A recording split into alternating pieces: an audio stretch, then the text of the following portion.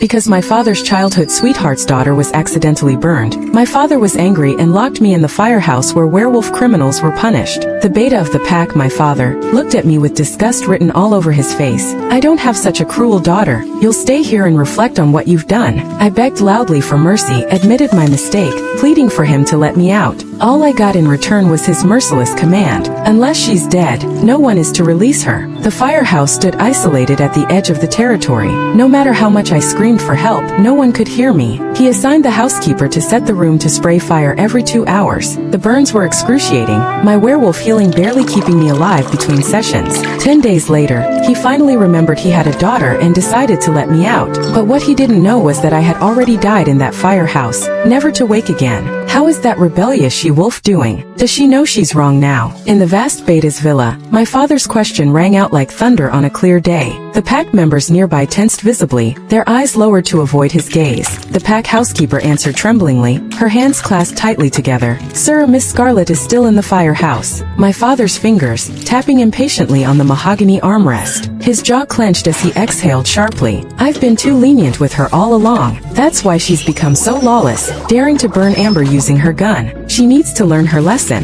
The housekeeper still felt some compassion and said, her voice barely above a whisper, but the firehouse is used to punish werewolf criminals, and the fire inside is too intense. Even the strongest wolf will feel pain. Will Miss Scarlet?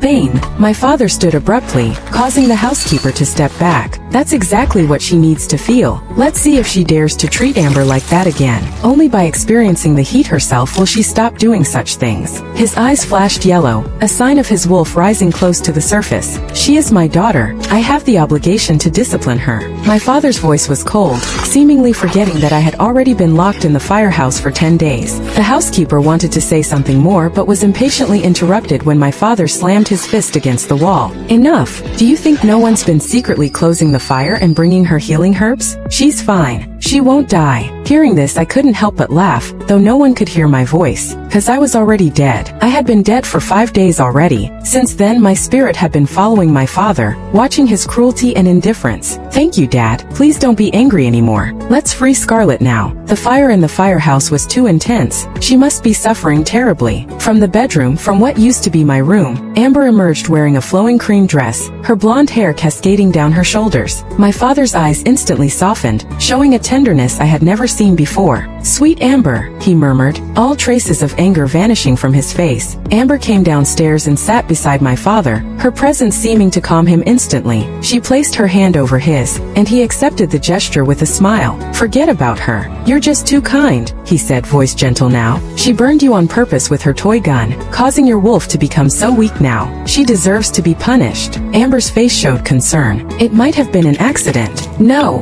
my father cut her off, his tone hardening again. I know my daughter. She was jealous of you. Always has been. When speaking of me, my father's eyes were as cold as if he were talking about an enemy. But why? Wasn't I his daughter? Hadn't I earned his love? In the mansion, the housekeeper walked to the kitchen, muttering quietly to the cook. He'd sacrifice his own blood for that girl. Acting like Scarlet means nothing to him. It's not right. Not right at all. Amber's eyes glistened with tears. Thank you, Dad. You're so good to me. I wish you were my real father. She choked up a bit, leaning on my father's shoulder. My father wrapped an arm around her, his expression softening impossibly further. Silly girl, as long as you want, I can be your father. A woman appeared, none other than the love of my father's life, Elise. Her silhouette stood in the doorway, backlit by the setting sun. My father's breath caught audibly at the sight of her. Donovan, Elise said, her voice like silk. I heard shouting. Before she entered our lives, I had always believed the woman my father loved most would be my mother. I remembered how he used to look at Mom, with respect, with fondness, but never with the raw hunger I now saw in his eyes as they devoured Elise. But everything changed after Mom passed away. The funeral had barely ended when Elise started appearing at our house, first for condolences, then for pack business, and finally she didn't need excuses anymore. Today, I find myself somewhat grateful that Mom died from illness and never witnessed this heartless side of the man she loved her entire life. Mom thought she had married a loyal wolf. How wrong she had been. I guess I'll be seeing Moon Goddess soon. Maybe I will see Mom there too.